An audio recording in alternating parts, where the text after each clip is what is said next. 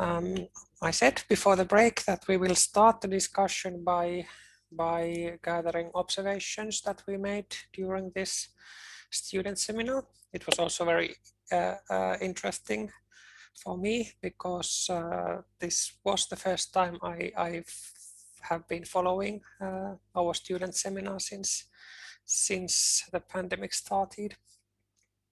And for a recap, I will just go through the structure of the seminar that we had today. So starting with the first student's presentation of 20 minutes. Right after, quick questions and comments from the audience. I noticed that today in the seminar we had an audience of roughly 50 persons, including us as observers. After this short discussion, there was the second presentation, also 20 minutes, and similarly questions and short comments, after which the seminar participants were divided into small groups in Zoom breakout rooms to discuss and comment for about, I didn't take the time, it was 15 or 20 minutes or something like that altogether. And the comments that these small groups, so each small group consisted, I think there were 6 altogether, and then the 2 presenters were in their own room, just the 2 of them. Others were divided into 6 rooms, so it was about 7 persons per room to discuss and comment the presentations, mainly the kind of not so much about the content, but more about how it was presented, what could have been improved, and so on. And these comments were collected together in a common platform, Fling, which is one of the platforms that we are using quite a lot in teaching in Helsinki. It might be new to us, new to many of us. I think it is a Finnish innovation. It's a Finnish company that has developed this software. I will shortly show, and then after this it was just ended this seminar event, and the presenters were left with the host to discuss about the comments that were gathered in Fling, which look for today's presentations, it looked in the end like this. So quite a lot of comments about how it was visually, how it was generally easy or hard to follow, and about the kind of way of presenting, the pace of speech, and the structure of the presentation, and these kind of general things that are then hopefully helpful for the presenters. So there was separately for each of the 2 presenters the comments, and so they can keep this to improve their presenting in the future. Okay, so that was just a recap of what happened this morning, and it looks like there are not so many of us, that just 11 of us at the moment. So I think we can just discuss in this main room, and I would welcome if somebody would like to make a note about how you felt about it.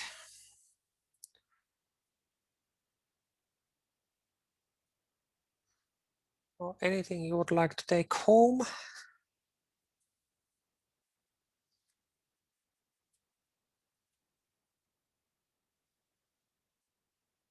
You can also share your experiences at your own institute or university, how during these virtual times seminar courses are arranged.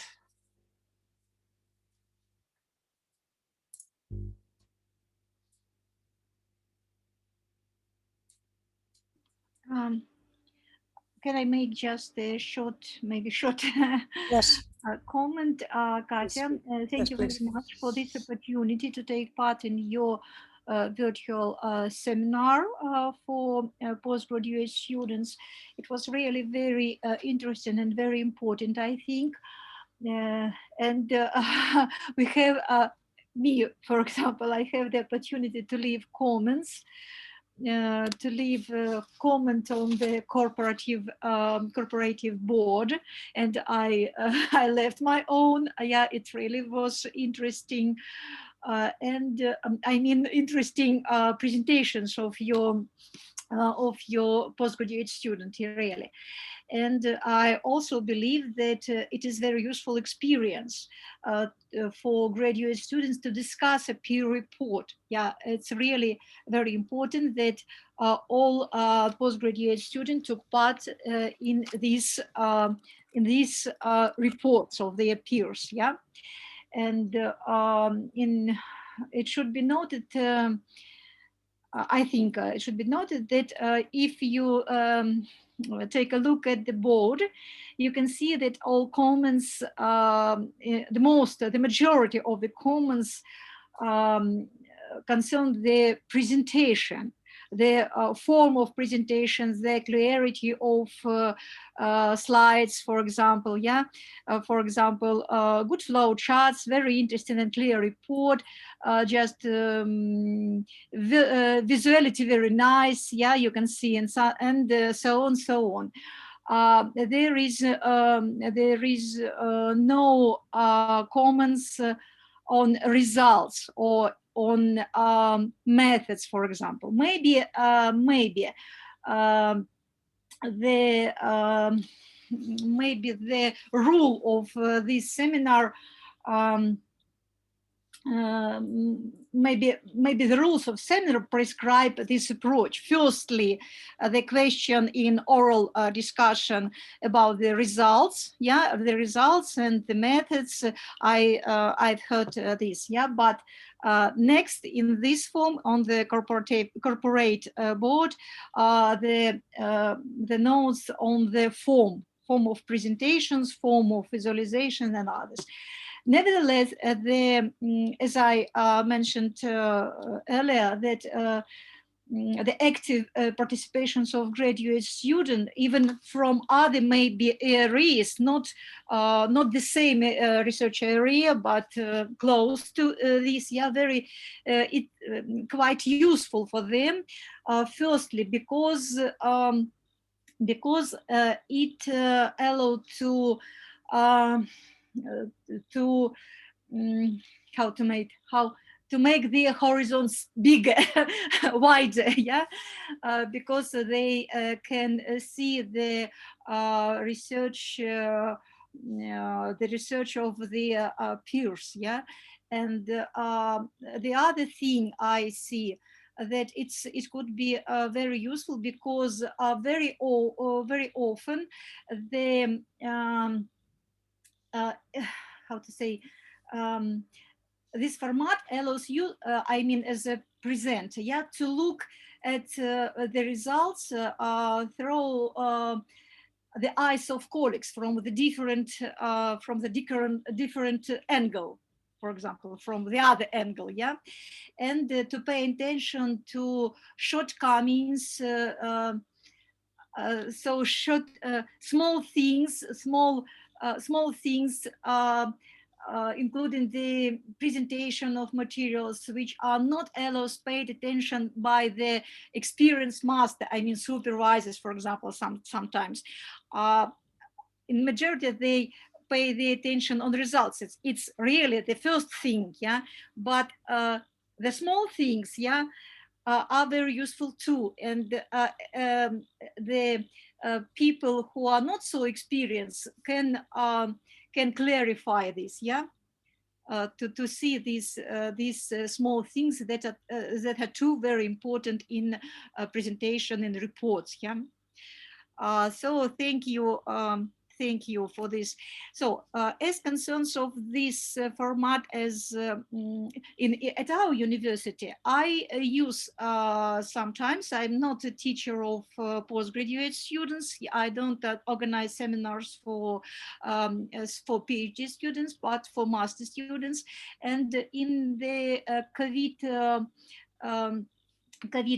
time, when we were in online form teaching, yeah, I used the corporate board. Maybe the other one I use Mind. Sorry, I don't remember, Miro. Sorry, Miro. Maybe you know this platform, yeah, and it's really very useful to work together on incorporate online board, yeah, really. Presentations and discussion. I don't divide on small rooms during my seminars, but we work in the big group all the time. But I ask, for example, during exam, for example, it was just 3 days ago on Monday, yeah, my students discussed the presentations of each other, yeah, and then comment them. Yeah, it's really very useful. Yeah, thank you. Thank you, Galina.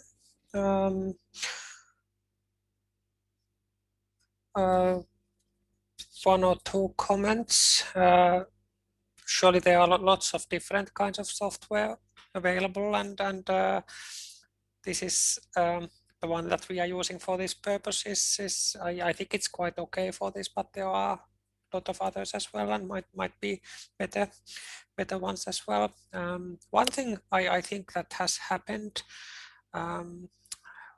with this, now that we have turned this seminar virtual, and thinking about this dividing students into small groups, so that has actually improved kind of inclusion and participation of everybody in commenting. As you said, it's more about the technical presentation and technical aspects of it, not so much about the content. But I think back when we were organizing these seminars in the classroom, it was kind of less less inclusive, so not so many students were participating in the discussions. Okay, Hanna is also here. Welcome, Hanna. I don't know if you heard what I just said, because I don't completely remember how it was when we were still having the seminars in the classroom, but I think that now using the breakout rooms and Fling, it makes it kind of maybe easier and easier for everybody to participate, and maybe it's in a way more inclusive compared to the classroom seminar. What do you think about it? First of all, I think it takes a lot less time because you don't have to physically divide them to groups. I mean, we saved 20 minutes of this, you know, people running back and forth, and because we don't want it to be that the groups are always the same people who are already sitting next to each other. So I have made them like, you know, count to 6 and random groups. So I think it makes the group side of it is smoother. Not everything is better, but the group side of it is much smoother, and I think it is also more inclusive.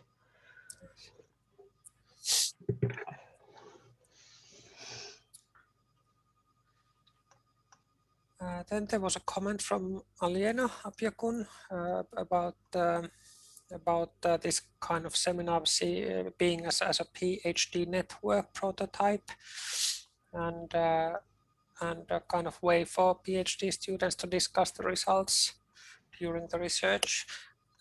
With the network, do you mean that it could include students from several locations.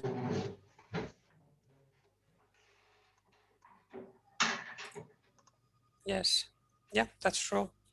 And this is maybe, well, I don't actually know how our students are currently now that we have been everybody working remotely for almost a year, so I have no idea how our students are distributed geographically. I mean, I believe that some students have maybe traveled somewhere home, or even to some international students, maybe even to their home country, and are participating from there. But otherwise, yeah, sure. And this is maybe something that we have seen, especially in our institute seminar series, which is kind of where we have usually senior researchers and visitors giving presentations, and there we often have participation from other institutes from all around the world. In the student seminar, maybe not so much. We are not so much advertised either. But I also think that our seminar schedule has never been as full as it is now. Mm. I mean, the in our seminar schedule, it's very full.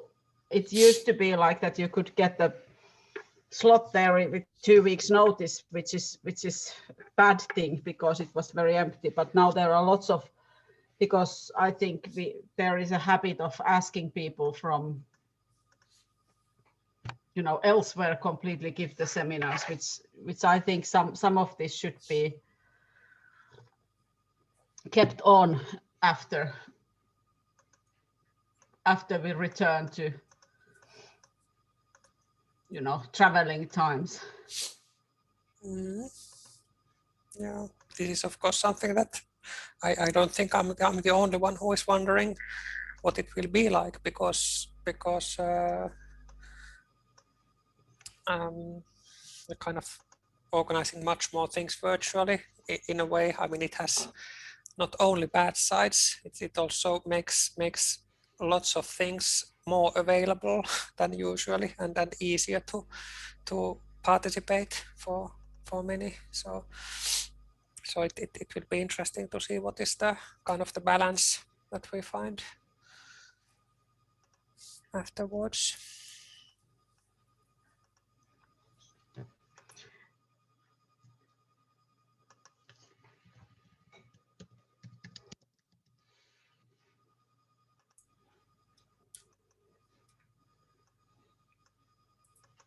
I mean, the students of that seminar, the ones who are doing their master thesis, they are also having this pro gradu clinic stuff, which is exactly that they discuss the progress of their master thesis work in groups of 3 in this sort of pre-described format, that first one of them explains what kind of the current problem or the situation is, and two of them ask questions of like open type, which should not have answers yes or no, but this sort of I mean, like in a way questions that broaden the horizon of the person who is having the problem, and then they take turns, and they are like in a way instructed to have this kind of group activity where they discuss their results or progress or lack of progress or whatever is currently their main theme. Can I ask you, dear Hannah, thank you for thank you again for this opportunity to watch your seminar. Yeah. Can I ask you some just very simple questions? What year are the PhD students were presented their reports? I've seen two PhD students, yeah, 2 reports. What year are these students? They are not all PhD students. Some of them are master students, and they can be any. Some of them can if they are master students, they are typically towards the end of the masters, either the last year or the. Okay, this is the last year master students, yeah? Or then any year PhD students. So they are mixed. We have both masters and PhD students there. But some of the PhD students give presentations already very early in their like first year or early second year, and some of them give later, like third year or fourth year. So there is a very big diversity in the year that the students are studying. Mm-hmm.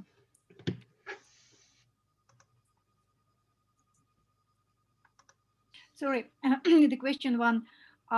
Do you have a schedule of the reporting for each PhD student, for example? Yeah.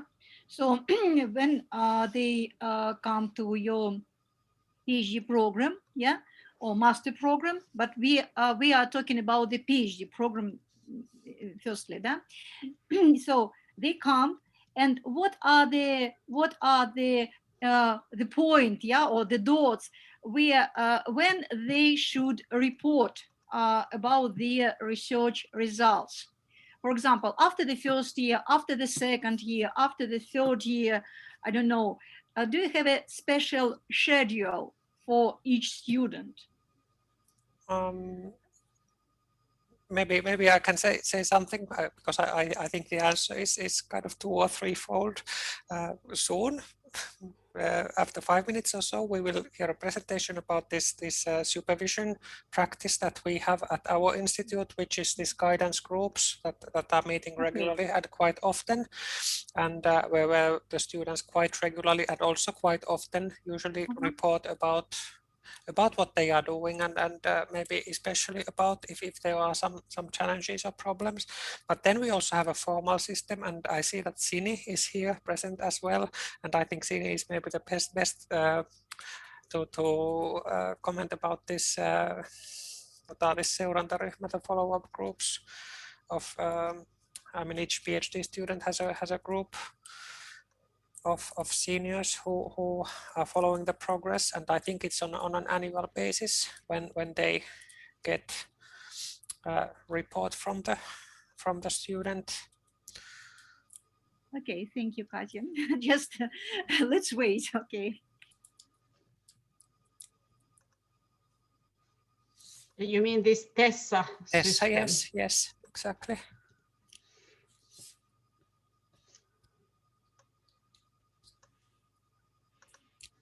Well, maybe Sini is not present in person right now, but I'm sorry. Okay. I was doing something else. No problem. Did you hear what we were talking about? No. Okay. Yeah, it was about the kind of the reporting of PhD students, and I mentioned that in our institute we have these guidance groups that are meeting quite often, and students are reporting there also quite often usually. But then we have the formal, this follow-up group or seurantaryhmä, whatever it is. Thesis committees. Thesis committees and the TESSA system, which is the more formal reporting by the students. So I said that I think it works on an annual basis, that each year this thesis committee is having a meeting and getting a report from the student. So we are like trying to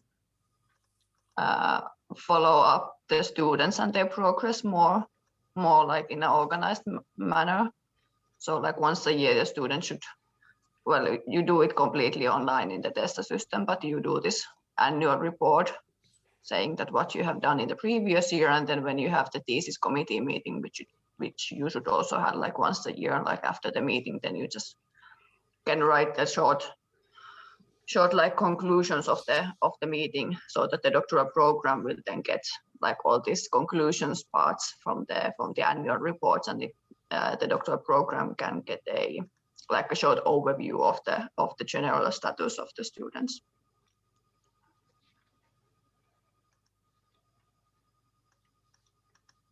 Yes, thank you. Are there any other comments?